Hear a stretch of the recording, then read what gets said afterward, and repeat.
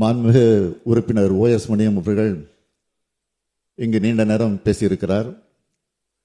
பல்வேறு கேள்விகளை கேட்டிருக்கிறார், பல்வேறு கோரிக்கைகளை வைத்திருக்கிறார், விரைவாக முடித்து தர வேண்டும் என்றும் எடுத்து சொல்லியிருக்கிறார். விரிவான விளக்கத்தை நாளைய தினம் நான் பதிலுரை ஆற்றுகிற போது பேசவிருக்கிறேன். இருந்தாலும் ஒரே ஒரு பிரச்சனை மட்டும் இப்பொழுது எடுத்து வைக்க நான் விரும்புகிறேன்.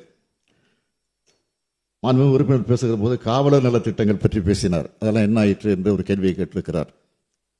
தமிழ்நாடு காவல்துறையில் திமுக ஆட்சியில் தான் பல்வேறு நலத்திட்டங்கள் நிறைவேற்றப்பட்டிருக்கு. அதில் முத்தாய்ப்பா நான் சொல்லணும்னா ஒரு பெரிய பட்டியலை போட முடியும். இருந்தாலும் சுருக்கமாக சொல்ல விரும்புகிறேன். காவலர் சேம நல நிதியின் கீழ் உயிருக்கு ஆபத்தான நோய்களுக்கு 4 லட்சம் ரூபாயிலிருந்து 8 லட்சம் ரூபாயாக உயர்த்தி இருக்கிறோம். இந்த திட்டத்தின் கீழ் உள்ள உறுப்பினர் உயிரிழந்தால் வழங்கப்படக்கூடிய நிதி 50,000 ரூபாயிலிருந்து 1 லட்சம் ரூபாயாக உயர்த்தப்பட்டிருக்கு. 10ஆம் வகுப்பு தேர்வில் முதல் 10 ரேங்கில் வர காவலருடைய பிள்ளைகளுக்கு வழங்கப்படும் கல்வி பரிசு தொகை உயர்த்தப்பட்டிருக்கு. குறிப்பாக முதல் ரேங்கிற்கு வழங்கப்பட்ட 6,500 ரூபாய் என்பது 13,000 ரூபாயாக உயர்த்தப்பட்டிருக்கு. 2ஆம் ரேங்கிற்கு 4,500 ரூபாய், அது 9,000 உயர்த்தப்பட்டிருக்கு. 3ஆம் ரேங்கிற்கு வழங்கப்பட்ட 2,500 ரூபாய் 5,000 ரூபாயாக உயர்த்தப்பட்டிருக்கு.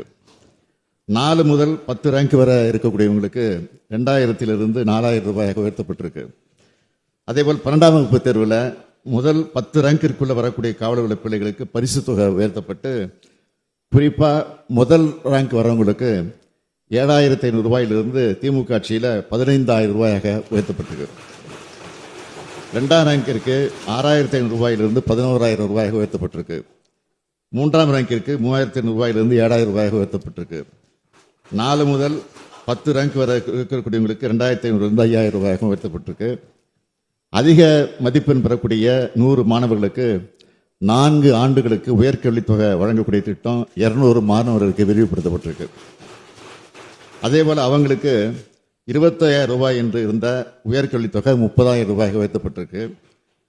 காவலரோ அல்லது அவரது வாரிசோ பணியில் இருக்கும்போது கொல்லப்பட்டால் வழங்கப்படுகிற கருணை நிதி 15 லட்சம் ரூபாயிலிருந்து 20 லட்சம் ரூபாயாக உயர்த்தப்பட்டிருக்கு. போலீஸ் இன்சூரன்ஸ் திட்டப்படி பணியில் இருக்கக்கூடிய காவலர் உயிரிழந்தால் வழங்கப்படுகிற 2 லட்சம் ரூபாய் உதவித்தொகை 4 லட்சம் ரூபாயாக உயர்த்தப்பட்டிருக்கு. மருத்துவ பரிசோதனை திட்டம் காவலருடைய மனைவிக்கும் பெண் போலீசாருக்கும் விரிவுபடுத்தப்பட்டது. போலீஸ் உணவு சலுகைகள் ஊர்காவல் படையினருக்கும் விரிவுபடுத்தப்பட்டிருக்கு. காவலர் முதல் ஆய்வாளர் வரை 2,249 பேருக்கு சிறை தண்டனைகள் ரத்து செய்யப்பட்டிருக்கு. கருணை அடிப்படையில் 2,592 பேருக்கு வேலை வழங்கப்பட்டிருக்கு. காவலர் முதல் ஆய்வாளர் வரை இடர்படி ரிஸ்க் அலவன்ஸ் 800 ரூபாயிலிருந்து 1,000 ரூபாயாக உயர்த்தப்பட்டிருக்கு.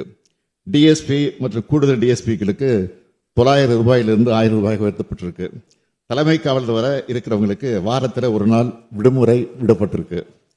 காவல் உதவி ஆய்வாளர், சிறப்பு காவல் உதவி ஆய்வாளருக்கு 15 நாட்களுக்கு 1 நாள் லீவு வழங்கப்பட்டிருக்கு. தமிழ்நாடு சிறப்பு போலீஸ் பட்டாலியன் பணிபுரியக்கூடிய அனைத்து காவலர்களுக்கும் வீக்லி ஆஃப் விரிவுபடுத்தப்பட்டிருக்கு. 2ஆம் நிலை காவலர் முதல் ஆய்வாளர் வரை bus pass, smart ID card 29,96 லட்சம் ரூபாய் செலவில் வழங்கப்பட்டிருக்கு. இப்படி காவலர்களுக்கு அறிவிக்கப்பட்ட நலத்திட்டங்களை எல்லாம் இன்னும் நாம் பட்டியலிட முடியும். இந்த ஆட்சியில் அனைத்து தரப்பு நலன்களையும் பேணி காப்பது போலவே மக்களின் பாதுகாப்பில் இரவு பகலாக பாடுபட்டு கொண்டிருக்கக்கூடிய அயராது எடுத்துக் கொண்டிருக்கக்கூடிய காவலர்களின் நலனையும் பேணி பாதுகாத்து வரோம்னு மாண்புமிகு உறுப்பினருக்கு நான் தெரிவிச்சுக்கிறேன்.